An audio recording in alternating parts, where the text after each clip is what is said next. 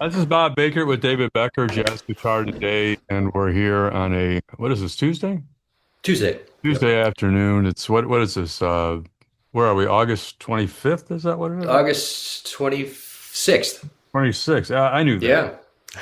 Yeah. People that say I don't know what day it is, they're absolutely correct. I don't I don't either. I don't know what day. Well, I just got finished listening to David's newest recording and release with drummer Paul Wertico, who I'd like to say I know every musician out there in the world and follow everybody, but after reading this guy's resume and who he's been with and where he's been, and he's been obviously with Pat Metheny and Larry Coryell, and he played on the list is this long, and everybody probably knows him, and I'm the last one to the party as usual. But wow, I am so glad that we did that. I'm so glad I got a chance to listen to that. What the hell are you doing, Dave? What's Well, That's what, not a guitar. That's like a symphony orchestra going on. yeah, I mean, to give a little background to it, Paul and I met many years ago through Pat Metheny, and Right. we hung out once, just briefly in Germany with Larry Coryell when he was playing with Larry. But so we know each other professionally, and he's always been a fan of my stuff. I wasn't aware of that, but I found out later. And so when I moved to Illinois, I called him up. I said, "Hey, Paul, I moved to Illinois and I'm in Springfield. I'm 3 hours from Chicago. Just want to let you know I'm here. Maybe we can play sometime." And he's like, "Yeah, let's do something." And so I drove to his house. Did not take my guitar. We just sat in his living room, and probably for 4, 5, 6 hours we played music to each other. He played me stuff that old recordings. I played him some new stuff, whatever, older stuff, and we talked. But And we without a found guitar, you didn't have without a guitar, no no, instruments. no instruments. He didn't have his drums. His drums were packed in the basement, and so we have a lot in common. We just kind of hit it off. And Paul's like, "We should make a record together." And on his mantle are 7 Grammys that he won with Yeah, Pat you Metheny. didn't have to ask twice, did he? No, but it was intriguing to me because I thought, sure, let's do something. So there's a studio up in Skokie where he lives that he uses, and I drove up there on a Saturday, and we set up. I had little sketches of a few little ideas. Like one was the title track "Tuxedo Man," which is a ballad, which has kind of a form to it, but all the rest was just improvised. The very first track on the album, "The Hunt," was the very first thing we played.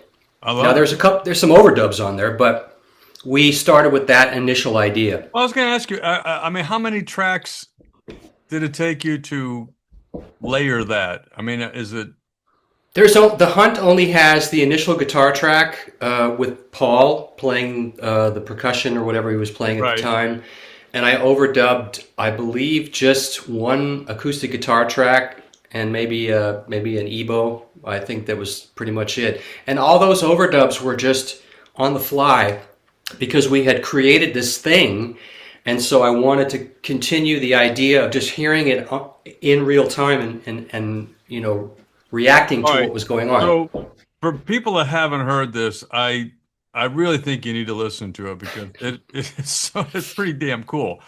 First of all, it's one of these things you can meditate to it if you so choose. Yes. But if you choose, you're gonna miss out on everything that's going on. And Yeah, there's a lot. there's a lot of shit going on for sure. Well, Um, we're communicating, having a conversation because, as I told you earlier, Paul and I, we found that we have a lot in common and we can talk for hours. In fact, since we made this project, we'll talk on the phone a lot because about certain things, but there's a lot of information that we can share. And I guess that just translated to the musical thing okay, because stop, of our backgrounds. stop, and I'm gonna tell you why. You Okay. and I are having a conversation. Yes. What you and Paul did, that's not a conversation. That's something else. Well, okay. That's two Yeah. creative powerhouses exploding on a Well, sonic thank you. stage. I say thank you to that. Well, what it really is just he and I. delving into our musical bag of whatever it is that we've done. Now, Paul's about 10 years older than me, Yeah. and so he's, had a little bit more time on the planet, but we do share a commonality of things that Right. we like. And we're able to communicate that with each other and find a place. I played many years with my brother at the DBT, and that was such a unique relationship because of being blood related and having this common upbringing. But I felt the same with Paul in that I could immediately just play, Right. and he felt the same way. It's And really obvious that both you guys dig each other's playing. Because you're not only you can have a conversation with somebody and it can be a fight. yes, yeah, and this You was know, not you no. can have a conversation with somebody and it can be seductive. Hmm. So all conversations are not necessarily created equal, but you can also have a conversation among peers who respect each other and are really enjoying being together. Yeah. Neil deGrasse Tyson and some other freaking genius, when they Hmm. get together, that is Yep. different than him getting together with me and explaining to me, About physics, yeah, yeah, the I hear you. basics of stuff that Yeah, he goes, yeah, oh, this is I'm teaching. right, He's not even a freshman in a right, class that I won't teach because I'm too. right. So, I mean, the point is that you're having this very, very high level experience with each other. And it's really obvious that you guys are just digging it. I mean, you're really enjoying the what he's giving you and what you're giving him. If your plumbing was different or you went in a different way, you're having musical sex. I mean, I've never heard that one. well, yeah, I've So, never said it before, and I've never heard anybody okay. say it either. But that's the closest thing I can think of because it's so obvious that you guys Wow. are really enjoying what's going on, and you're inspiring each other. I mean, some of the stuff that he's playing, I mean, you can tell when somebody is creating something, Right. or when somebody's playing because that's what's supposed to Sure. happen. Yeah. And Yeah. you just know that he and you both. I'm not, he and you both are creating for each other. It's almost Yes. like, oh, do you think that's cool? Well, check this out. Right. Right. Oh, wow, Right. you did that. Well, Yeah. let me put this here. Let Yeah. me do this. Let me, and then you feel it, and I mean it's really great. I mean, it's Well, really thank great. you. I So appreciate I'm going to that. ask you on the hunt. Uh-huh. How are you pulling off all those bass swells? How are you? How? Well, that's I played synthesizer on that one, so that's just like Oh, I found a synth pad that I liked and I just put it in there because it just wanted some low end, so that's how I right. did that. Okay, So because I was going to there's say there's low end in there, but mhm. it's not. It's more like orchestral low Right, end, long, and that is juxtaposed to like pizzicato kind of stuff that you're doing. A right, lot right. of and there's a real nice tapestry that's being formed between what he's doing, Hmm. in drum world, if you will, Yep. and he's playing. Some of those drums are tuned in a way I've never heard before, Well, because the on the there's hunt is a talking drum, so you can is that you what can that change is? the pitch. Yeah, you can change the pitch, which Okay, is because really I'm cool. hearing a melody and I'm going, wait a Yeah, minute, what? yeah, Huh? yeah, yeah. Okay, so When we did this, we just played, and we were both very elated as to what came out. yeah, it So, should be right. and it was, we were like, wow. And I think I told you earlier that, his wife, Barbara, Paul's played on hundreds of records, and this is her favorite of all the records he's done. That's including all the Pat Metheny records and everybody else, which I take as a huge compliment. And it's one of Paul's favorites of the things he's ever done. Same with me. It's one of my favorites of the things Well, I've done. the thing about that is that it I mean that's the most freeing canvas I think I've ever heard. There's no form. I mean, there's except for the original track. I mean, there's no not a Tuxedo Man has got it. Right. There's There's a definitely a form. chord structure in Yep. Tuxedo Man, Yep. but there's no form. So it's like it's completely free, and with freedom, I know this is going to sound oxymoronic, Yeah. but there's great responsibility with great freedom. Absolutely. Absolutely. So Yes. it's like a vamp. People say, "Oh, you're just vamping on A, man." Well, you know what? You for the first 3 minutes, you're vamping on A. I'm not saying you're doing it, Right. But after those 3 minutes, to be interesting, you really got to think.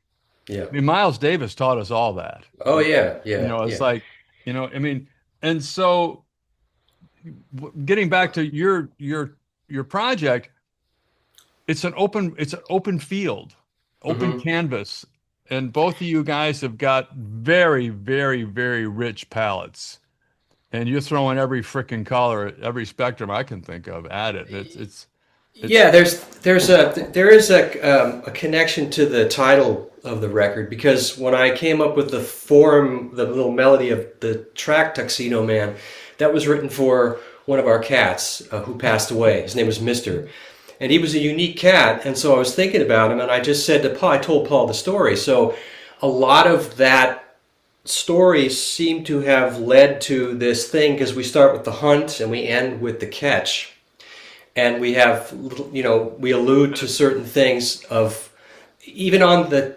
track Tuxedo Man, Paul's solo with the brushes sort of mimics kind of what a cat does when it, I didn't think about that, yeah. but that And then does. of course there's the piece Crazy Time, which is, anybody who has a cat knows they do the zooms and they run and go crazy. And, That's a great and track, by the way. That is a fun yeah, track. that one is and actually we ended up doing the second track, which Paul came up with a great title, "Spiders on All right, Drugs." I've got a note here. The name of the title is Spiders on Drugs, and I made some notes. Did you name it after you recorded it Yes, as a reflection? Okay, as a reflection of what you just did. I was going to right. say, or did you say, okay, the title of the song is going to be Spiders on Drugs, and we're going to No, imitate Spiders on Drugs? Okay. no. I, So I, I'll give you a little background to how the piece came because we did that Crazy Time piece, which is just me with the guitar and I've got right, the paper in there and Paul playing drum set with sheets over it. right. That was so cool that Paul said, "Hey, let's overdub on ourselves and play something on top of it." So we did. We did another pass, and that was cool. But when we separated the two, we found that we had two individual pieces of music that were very unique unto themselves. Because what happens is All when you right. play, if you're very aware, which is what you have to be in music, whether you're playing a blues or you're playing an R&B tune or you're improvising, what's going on around you. So what happens is when I was playing over that first piece, Crazy Time, I was playing in the holes, whatever holes there were. And if you listen to the way that I approached each of those pieces, it makes sense that each one became its own piece of music. Same with Paul. So we ended up with two pieces of music as opposed to one, which was kind of cool. Well, you But know there's what's a interesting connection. about holes? Okay, let's say you go into a volcano field and there's 10 volcanoes, right? And you fly over the top of them, and each one of them's got a hole, right? And so those are holes. But inside of each one of those holes is gurgling stuff going on, spitting and all kinds of things. Yes. So those holes that you're talking about, that's exactly what I thought about. They are full of stuff. Oh yeah, absolutely. It's like Yeah. space. They're full Hmm. of stuff, and there's a Right. lot. There's a lot to catch up with. But I know what you mean because the ear gives you a place to go. Right. And it's fat. All right, so we got Spiders on Drugs, which I thought was a great name, and honestly, when you listen to the music, it's appropriate name for it. It's really good, and I can only, and then you got cicadas and beans. Yeah. What the hell is That's cicadas and beans? well, that's another one of Paul's titles. But Yeah, at the very beginning of the track, you'll hear I a heard it. recording that he made of cicadas. Now I live in Central Illinois, and right behind my house is a bean field. Okay. Every other year they grow beans, and in my trees are cicadas. So whatever that means, and he's got cicadas in his neighborhood up in Skokie. So Yep. it was just kind of a sort of this funky groove that we had, and it just It just worked. yeah All yeah right, so Tuxedo Man, I'm gonna get back to something in that. It's got a movement or two in it. yes And now you're improvising this, and there's a distinct movement, yep. and then there's an abrupt ending that's a very big surprise. Right. And So, so, well, that all came about because I came up with this initial Tuxedo Man head, as it were, yeah, which is this,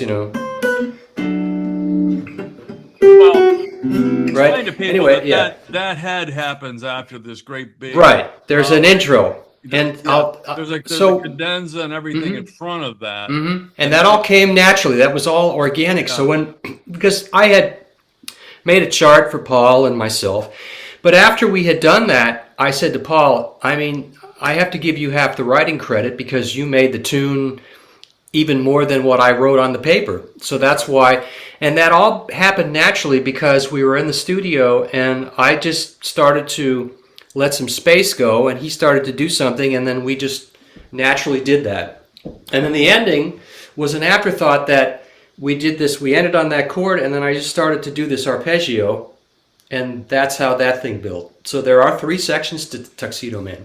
I don't know how you would do it, but you might know how you do it because you did Planets. And for people that don't know, your very successful project Planets was just a crazy creative thing that you did. If you want to know more about it, just go David Becker Planets, and you'll see everything there is to know about it. So you've got experience working with video and Yes. stuff. Um, Man, if you could get somebody really good, not cheesy, but somebody really good to put a video patch with this thing, um, it it's got that same thing. If you saw Mm-hmm. it, and the other thing, well, the other thing about it is, I was thinking about performing this live. Um, I mean, you know, you could have a set on stage for the drums. You could be, what's his name? Terry Bozzio meets Mick Mm-hmm. Fleetwood or something like Well, that. that's Paul, Paul's like that. Paul has, in fact, we've been talking about doing live dates, and we will do some. Oh, I think you got. I think And you got I think you got a winner for a live date here. well, it's basically what it is for me. Is it's an extension of what I've been doing with planets, and Yeah, I'm still doing planets. I'm going to Bogota next month to yeah. do a concert down there, but I can do a lot of that stuff that with Paul, and Paul can do stuff too. He can multitask with percussion and drums at the same time. You know, he talked about having a table with this, and he brought in all sorts of cool things, and you know, like FedEx boxes and I things like don't that think that it he would played. hurt you to have a third guy on keys playing a lot of those beds. That's an option, or if I get some bass pedals, if I could No, don't find do some of that. those. Don't do. I played bass pedals for years. I know bass pedals. Okay. Don't do that.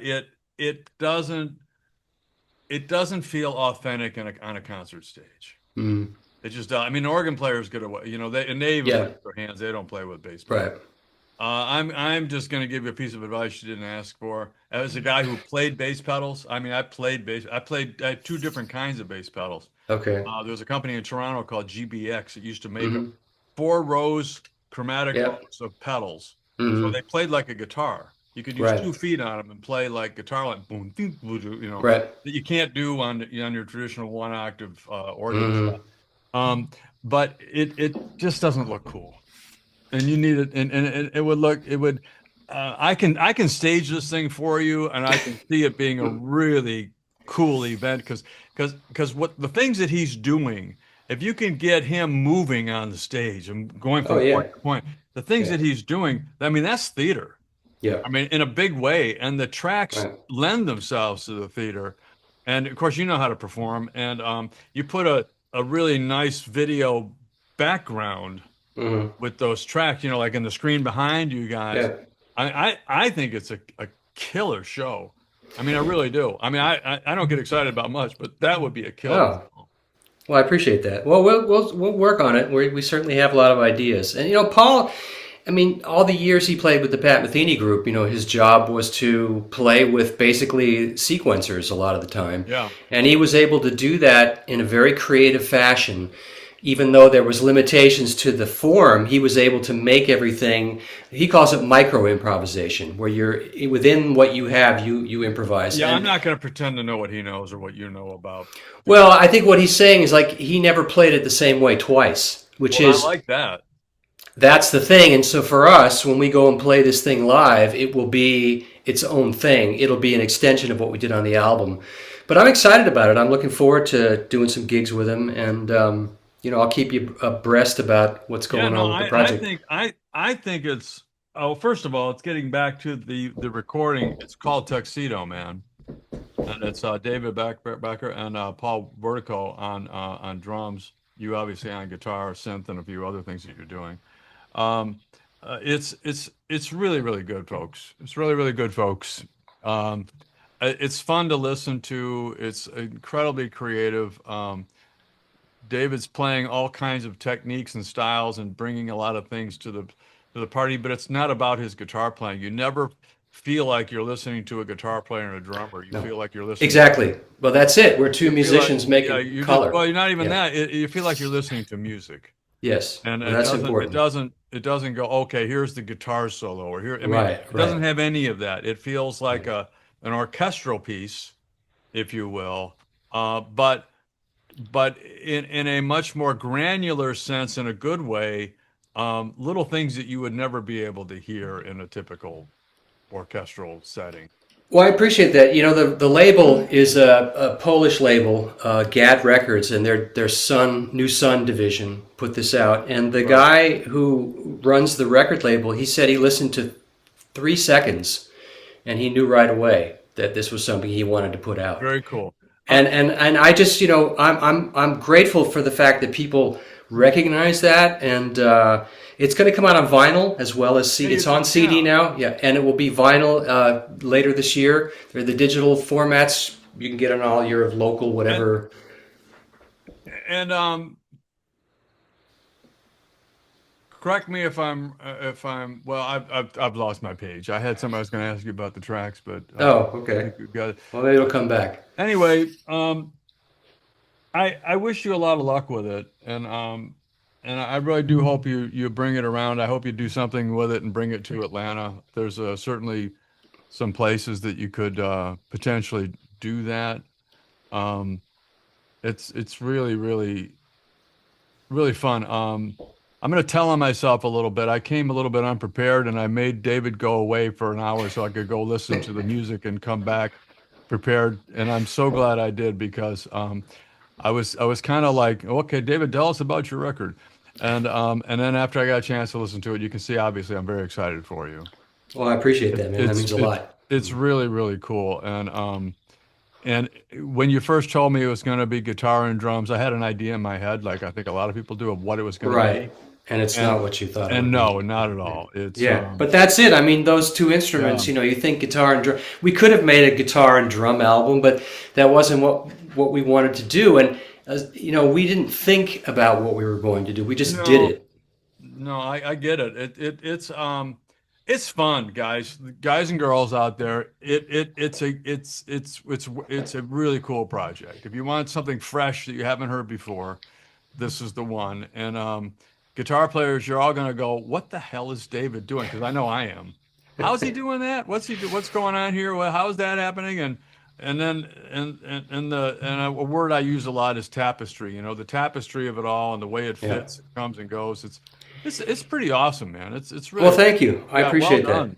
Thanks, man. Well, you know, for me, that's what music is all about. Because as a kid, I grew up with so many different kinds of music, and I like to paint a picture. Yeah. And one of the things about this record, in that setting, like we talked about that piece, Spiders on Drugs, I put some little orchestral things just in spots, but very spontaneously, that just gave it this pad because No, I like the juxtaposition of things like that. And it, you know, yeah.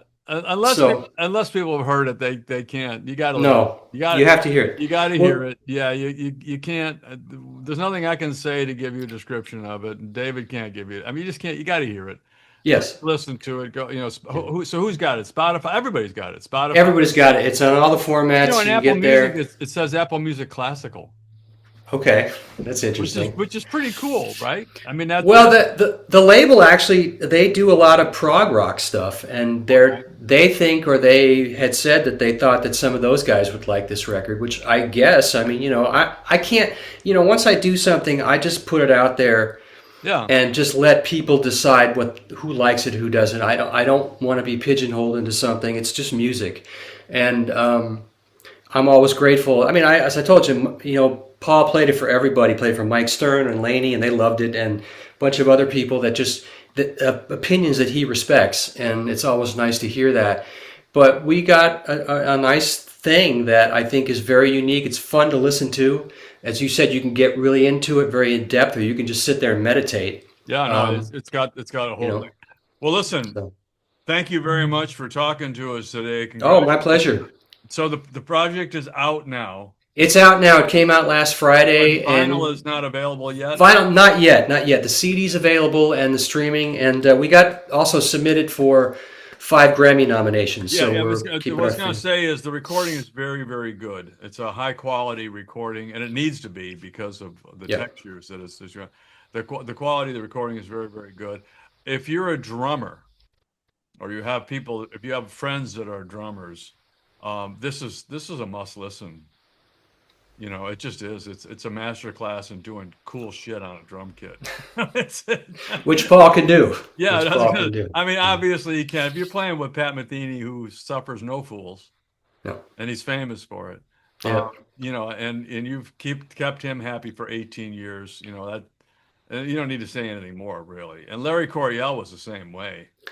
Sure. And, Larry and I played together for a week, and that's how I met Paul, through him. I mean, I had met him before briefly with Pat Metheny, but, Paul's played with, he used to play with Ken Nordine, the Yeah, guy that I, did I word read I jazz. read his Yeah. resume. It's like Yeah. this going, you So know. he's got a huge thing, and he played the last 2 gigs with Sheila Jordan, who just passed away, Yeah. the great jazz singer. So he can do anything. And what thing about I love about Paul is that he's not afraid to open up the walls of what it is that people No, think music should be. it's really cool. It's two master musicians really enjoying making sounds together. That's what it boils down to, Yeah. and what sounds they are. Thank you, my friend. Thank you, Bob. Appreciate it. My best to Okay. your lovely bride. Okay. She And wanted to come and say hi to you, but I don't know if we'll let me just see if I can grab her. tell her I said hi. Okay, I will do that. All right, you take. Anyway, take care. It's Okay. called Tuxedo Man. It's available now. It will be available. David Becker, check him out. Check out all his music, and it's available. You can check him out at davidbecker.com. What is your website name? DavidBeckerTribune.com.